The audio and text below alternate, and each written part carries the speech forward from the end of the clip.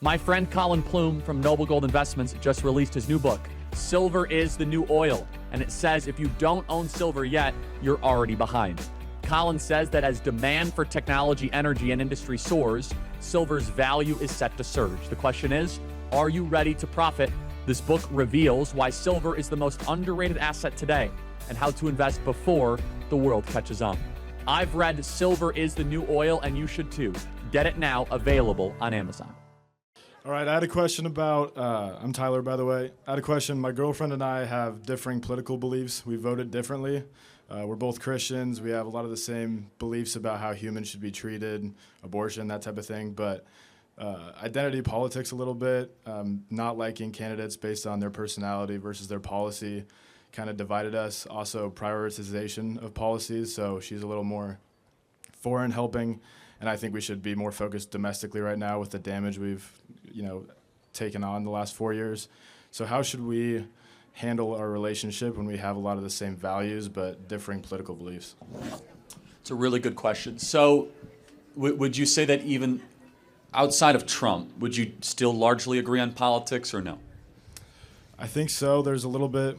I think that kind of plays into the identity piece. She tends to think that Trump's anti-immigrant, where I say he's anti-illegal immigrant. Outside of Trump, do you think that she would vote more Republican than Democrat? I don't think so, just based off of the foreign aid piece. Do you want the truth? Yeah. Do not marry this girl. Okay. Do not marry someone that you cannot talk about the daily news with. You guys can laugh at it. Do not build a life with somebody where you cannot agree on what daily news channel to watch. I'm going to be honest. Yeah, we can talk about it, and we agree that a lot of the mainstreams on both sides. You have to agree on it. I'm telling you right now, as someone who is married, when you have to instill values in a child, you cannot have the first elemental issue at 7 a.m. when you turn on the radio or a podcast to be disagreement. You got enough of that already in a home. Yeah. You need to have harmony. Can I ask you specific issues? We agree on abortion. Good. We've talked about immigration, and I've said, Trump's not anti-immigrant, he's anti-illegal immigrant, and we need to protect our own citizens, and we do need to bring in people from other countries, but only when we can actually give them opportunities. And we agree on that type of thing. So what would be dividing beliefs? Well, I asked what was the revealing? I asked, would she vote more Republican than Democrat? And you said, again, I don't want to put words in your mouth, but you said not really. Yeah. And again, I'm only saying build a life with someone where you have agreement on the macro issues. You can have disagreement on the micro issues. You need to agree on religion. You need to agree on eternity. You need to agree on political matters. You could disagree on what type of food you like. That's micro. Yeah. You could disagree on bedtime. Right? You could disagree on the type of cars or where you vacation. That is micro. Macro, you must be in alignment. And understand, let's just take, for example, you're raising a child. And she's like, hey, you take the son in the morning and then he'll be with the mom. Is that kid going to hear two different things?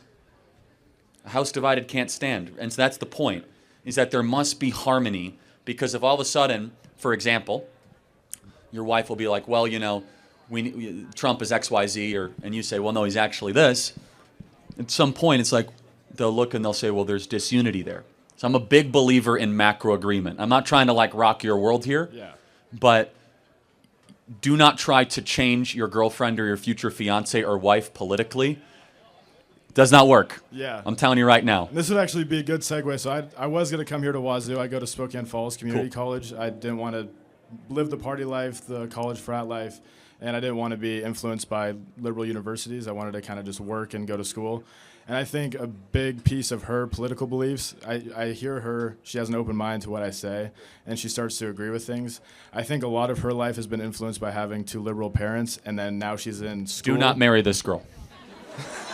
You do not want liberal in-laws. You do not want this. I'm telling you, run away, find somebody else.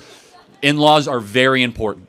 Mm-hmm. I'm telling you right now, as someone who's married with 2 kids, in-laws become embedded. You almost inherit them as pseudo-parents. And if all of a sudden you're going to be like, oh, here's Thanksgiving, here's Christmas. You should be excited about Thanksgiving. You should be excited about it, not begrudging against it. And so if you want warfare in the family, because here's the sad truth. You want the more blunt truth? Why not? Does she have a good relationship with her dad? Yeah. She'll side with him over you. Every time. Yeah. And She will leak to her parents against you if all of a sudden she feels as if the politics is going under the marriage. Her first love is her dad. And if she has a good relationship with her dad and she feels as if that you're like bringing bad ideology in there, I'm sure your mind is turning a little bit because you might have seen some examples of this. She will go back to the liberal parents against you and you'll be on an island. Yeah.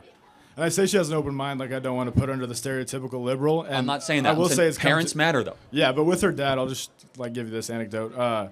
Her dad knows how I voted, and and he's a pretty strong advocate against Trump. He hasn't ever brought it up to me. We've had a good relationship, and she has called out her dad for not having enough of an open mind, and she says that I'm torn between you two, and I think you should be less hateful. I know. I'm telling you though, tie goes to the runner, which means tie goes to the biology, and because it's unfair for her to choose which one or the other one. You might think like I'm generalizing. This comes from over 10 years of seeing and doing this, that political agreement is a necessary foundational element when you want to try to build a family. Got it. Thank you, man. Thank you. You got a lot to pray about and wrestle with. Thank you. Yes, sir.